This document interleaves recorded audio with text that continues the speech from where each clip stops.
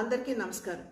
2024 సార్వత్రిక ఎన్నికల్లో తెలుగు ప్రజలందరూ ఎన్డీఏ కూటమిని అనూహ్యంగా ఆశీర్వదిస్తూ అద్భుతమైనటువంటి విజయాన్ని కూటమికి మీరు అందించడం జరిగింది. అదేవిధంగా రేపు ఫిబ్రవరి 27వ తారీఖున జరిగేటువంటి శాసన మండలి ఎన్నికల్లో ఉభయ కృష్ణా, గుంటూరు జిల్లాల నుండి కూటమి అభ్యర్థిగా బరిలో ఉన్నటువంటి సోదరులు ఆలపాటి రాజేంద్ర ప్రసాద్ గారికి మీరందరూ మీ ఆశీర్వాదాన్ని అందించాలి అని చెప్పి మేమందరం చేస్తున్నటువంటి అభ్యర్థన.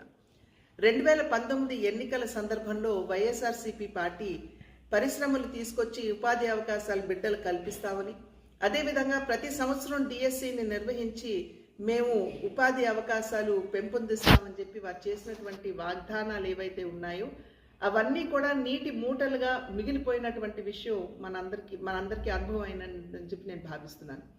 అయితే ఇవాళ ఉపాధ్యాయులు, నిరుద్యోగుల యొక్క సమస్యల పట్ల అవగాహన కలిగినటువంటి వ్యక్తిగా, అభ్యర్థిగా సోదరులు ఆలపాటి రాజేంద్ర ప్రసాద్ గారు ఆ సమస్యల పరిష్కారానికి తన వంతు కృషి ఖచ్చితంగా చేస్తారు అని చెప్పి మీ అందరికీ కూడా మేము తెలియజేసుకుంటున్నటువంటి విషయం. సంఖ్యాక్రమంలో మొదటి స్థానంలో ఉన్నటువంటి ఆలపాటి రాజేంద్ర ప్రసాద్ గారికి మీరు మీ మొదటి ప్రాధాన్యత ఓటుని వేసి వాటిని ఖచ్చితంగా ఆశీర్వదించాలి అని చెప్పి మేమందరం కూడా చేస్తున్నటువంటి అభ్యర్థన.